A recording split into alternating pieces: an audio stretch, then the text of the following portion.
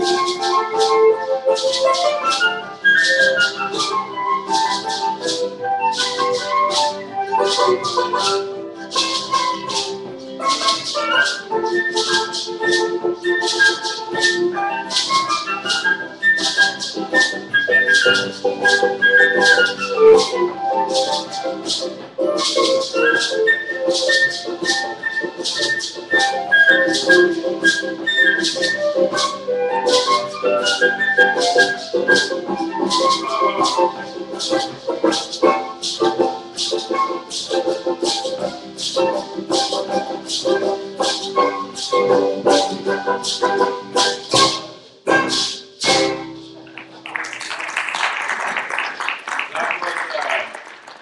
was the quadrille suite. The quadrille is really a movement of 4 pieces of music. Okay, but Jamaicans are very different people, so we added a 5th one. The first 4 movements, as you probably noticed, were very European and Irish music, you know. But we added the last one, which is a bit of mental for the 5th figure. And this was done for a particular dance. It was a set dance. So this would be the music that would be played for that dance. The first piece, it actually should cover 64 bars of music. The first movement, which is just about 4 bars of music, is really an introduction to bring the dancers on the dance floor. And once they have got on the dance floor, they would take their partners, and it would be 4 couples dancing in a particular formation. Excuse me, sir. You mean the most copying them English people up in the breakout? Pretty much. And so this was the sort of music. But of course, with the African retentions in us, we had to add something a little more spicy, and hence the 5th figure, which is that last piece, was the mental piece added. So today, quadrille music in Jamaica is played with the 5, and we call it 5 figures. And depending on where in the island you're from, the language, the local language or patois varies from part to part. So in some places it's called 5 fiddle, some places it's 5 figures. So depending on where you are. But that's what it is. I'd like to introduce the members of the band who are here today. Treasure, who is our flautist. Yeah.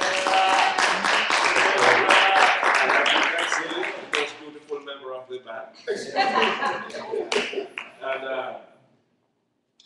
our percussionist, Professor Mal, okay? We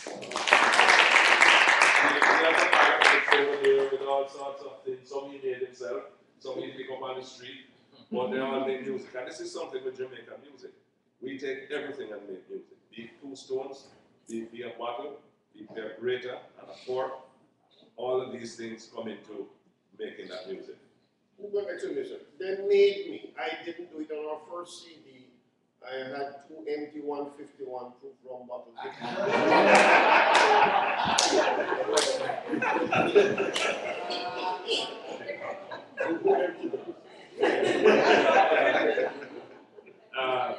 We have Vincent, who is our guitarist and vocalist, and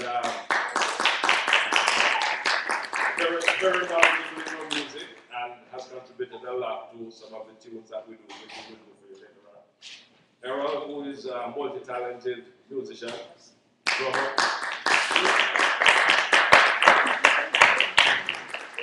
He plays the rumba box, and of course on vocal. And sometimes when the spirit leads him, he jumps up and he dances. Yeah. Yes, we have some members who, unfortunately, are not here at this time. Keith, who's an elderly gentleman and a very good jazz guitarist, well known globally. He plays with us. Regrettably, he couldn't be here this morning. He had to keep a doctor's appointment. But he adds a very good dimension to this music.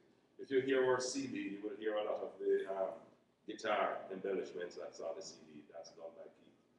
And then there's Jennifer. She's a teacher and she has to be teaching, you know. She plays the squeeze box, accordion. Yeah. No. She won't love you.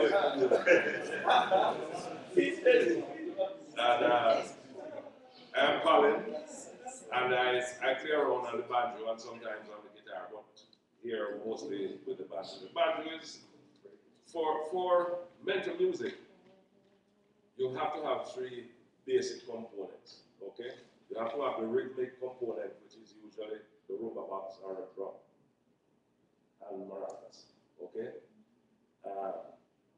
Then you have your string components with your guitars, but for your melodic component, you either need a wind instrument or the banjo. But there's hardly a mental band that you will see without a banjo, okay? And it's easy to understand why when you understand the islands and the whole history of the music, because you could take it almost anywhere you go, because the English used to play the melody on the piano, but of course you could walk around with the piano, okay?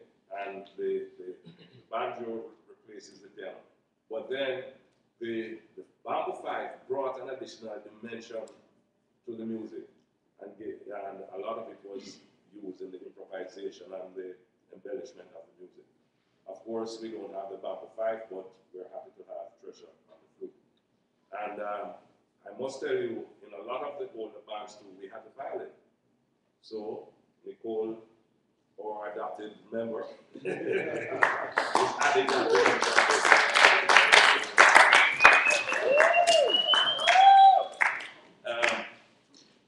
so as I mentioned earlier, mentor bands in each village. Now, mentor bands, in those days, you didn't have newspapers.